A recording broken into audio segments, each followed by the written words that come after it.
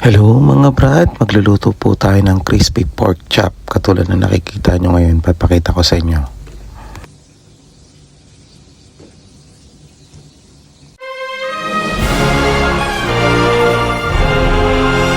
Ito na mga brad, umpisahan na natin. In-unfrozen ko muna ang baboy na pork chop. Nakahinati na po yan. Tapos pinatuyuan ko na po.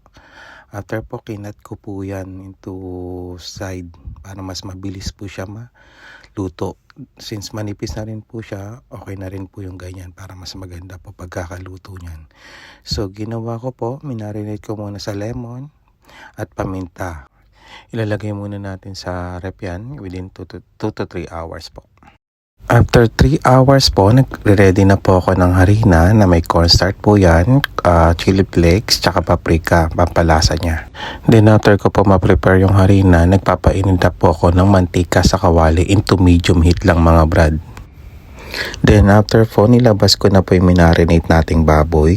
8 slices po yan mga brad. Ngayon, hinahalo ko na siya sa harina para mamaya pag mainit na yung mantika, pwede na natin ilagay at lutuin.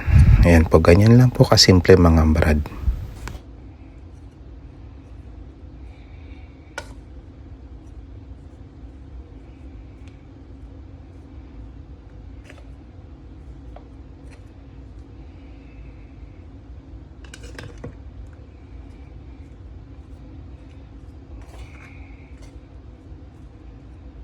Okay, may 3 slices na po ako nahalo sa harina.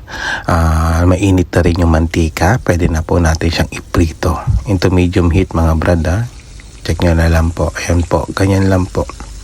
Dapat mainit po yung mantika. So, medium heat kasi para maluto po kaagad yung meat or yung baboy.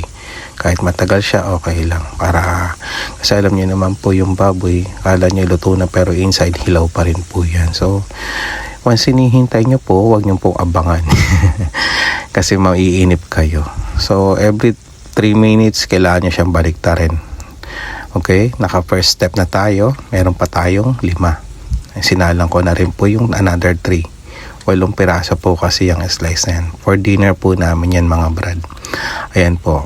Binaliktad na naman natin at maluluto na rin po yan after 3 minutes. Ganyan po kasimple. Ito po yung dalawa. Mabilis na rin po yan. Maluluto na rin po maya-maya yan. Salamat po sa panonood mga brad. Sana po pa-share po, like and comment po. And message lang po kayo kung may mga gusto pa kayong paluto. Salamat po ulit.